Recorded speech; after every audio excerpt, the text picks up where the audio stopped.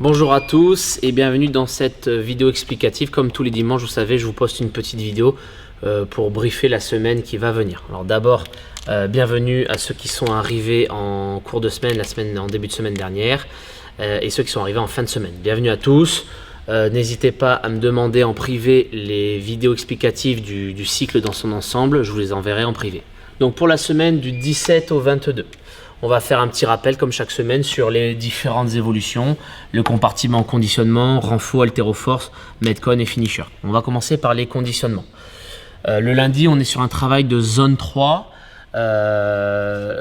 En gros, cette semaine, on va faire le même temps d'effort qu'en toute première semaine.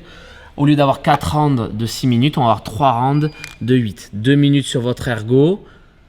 Zone 3, si vous n'avez pas vos données, je vous rappelle encore une fois, je vous aide dans les coaching tips avec le RPE. D'accord, 2 minutes à tenir dans votre zone, 1 minute de burpees, 2 minutes de nouveau dans l'ergo, 1 minute de burpee box jump et enfin 2 minutes à l'ergo. Donc la priorité, c'est de tenir la bonne zone en watts ou en RPE à chaque fois sur les ergos. Et par rapport à la semaine 1, essayez de faire un burpees de plus sur chaque tour. Voilà. On est sur un travail, comme je l'ai dit, zone 3. Vous devez sortir de ce bloc où ça a bien bossé, mais vous ne vous êtes pas défoncé le nerveux. Voilà, il faut bien comprendre la différence. Le mercredi, là, une intensité un peu plus dure. On est en zone 4 work. Sur les ergos, si vous décidez de faire sur les ergos. Sinon, c'est sur piste. Vous savez que le mercredi, j'aime bien sortir de la salle.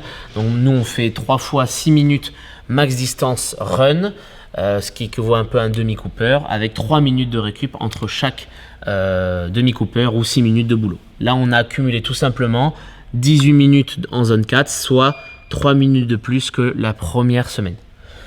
L'endurance fondamentale du jeudi.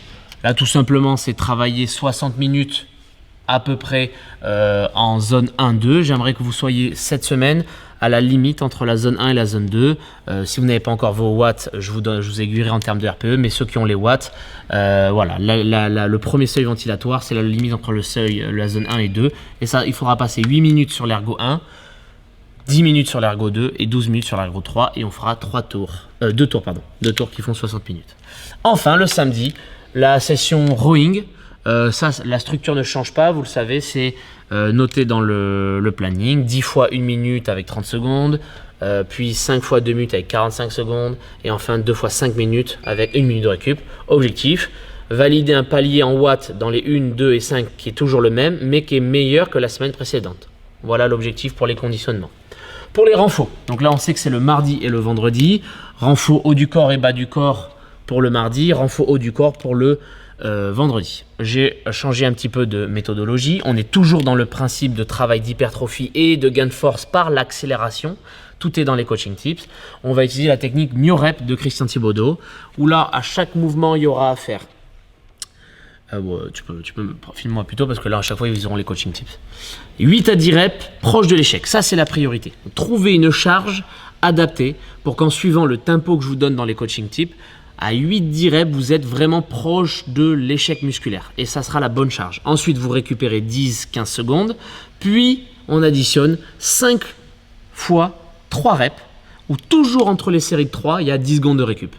Et comme ça vous permet de cumuler de la rep proche de l'échec et c'est là où il y aura un vrai impact sur l'hypertrophie et le travail de force puisqu'on n'oublie pas, chaque rep, toujours objectif, accélération maximale sur chaque rep et contrôle moteur dans les phases excentriques.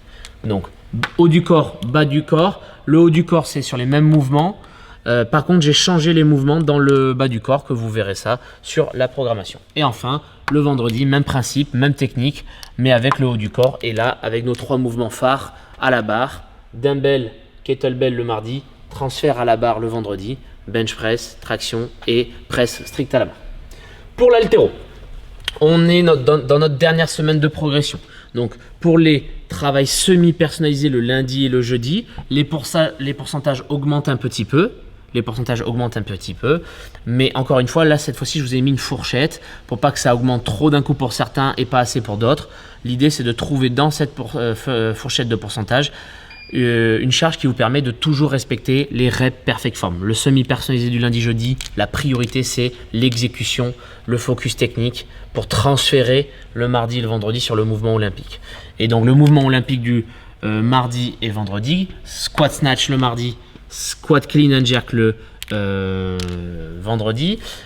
On est sur un EMOM en wave load, minute 1, une rep à 70, minute 2, une rep à 80, minute 3, une rep à 90, donc l'intensité monte, minute 4 on récupère et on fait 6 tours comme ça pour l'idée totale, faire 6 reps à 70%, 6 reps à 80%, 6 reps à 90%.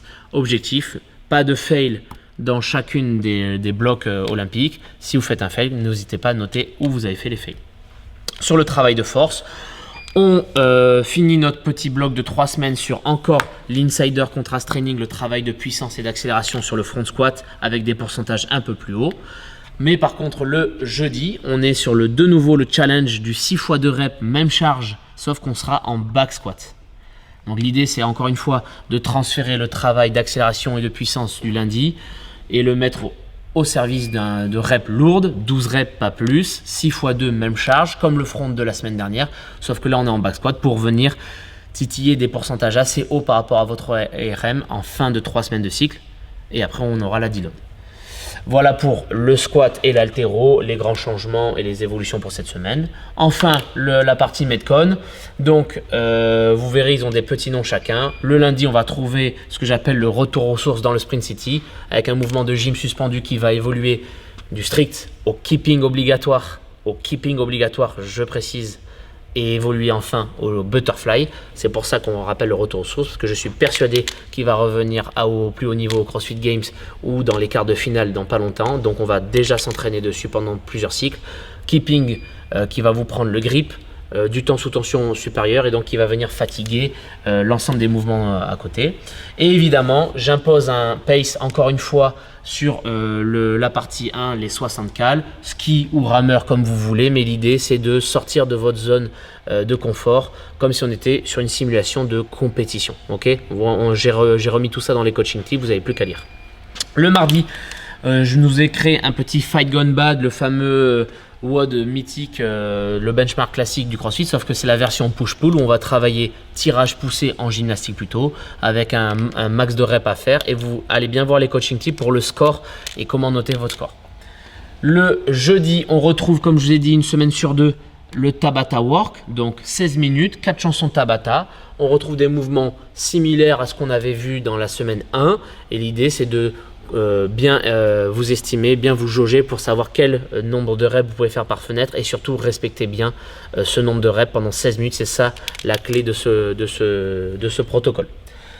Et donc le vendredi, un qualifieur style classique avec des mouvements qu'on n'aura pas vu la semaine, et on continue, vous allez voir, ce travail sur le wall ball lourd pendant tout un cycle pour vraiment se sentir mieux plus tard sur un wall ball léger qui pourra arriver dans n'importe quel qualifieur, open, quart de finale, etc.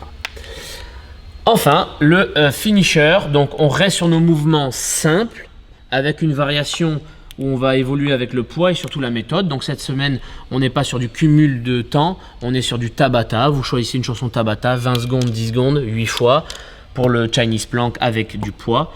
4 minutes complètes en Tabata avec le hollow hold. Si vous voulez, vous pouvez vous mettre du poids en bout de course, mais sinon respectez déjà un bon hollow hold, ça sera très bien.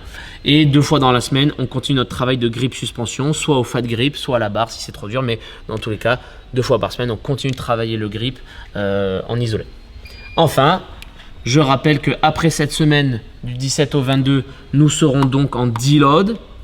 Et ça sera vraiment important de respecter ça. On est monté progressivement sur les pourcentages et sur l'intensité et le volume pendant 3 semaines. Cette dernière semaine, c'est la 3e semaine. La semaine derrière, c'est du off. Vous verrez, les pourcentages vont tomber drastiquement à 50%, beaucoup moins de volume aussi un petit peu. Et les WOD, je ferai exprès de mettre plutôt des skills, des renforts, des trucs un peu plus fun, où vraiment je veux que le nerveux repose pendant une semaine, parce qu'après on repartira pour 3 semaines. À la fin de ces 3 semaines suivantes, il y aura nos RM sur l'haltéro et sur les trails de force. Bonne semaine à tous, et n'hésitez pas à me taguer sur MLX Prog sur Instagram sur chacun de vos mouvements ou vos scores en WOD, et de continuer à noter vos scores dans Strive. Bonne semaine à tous.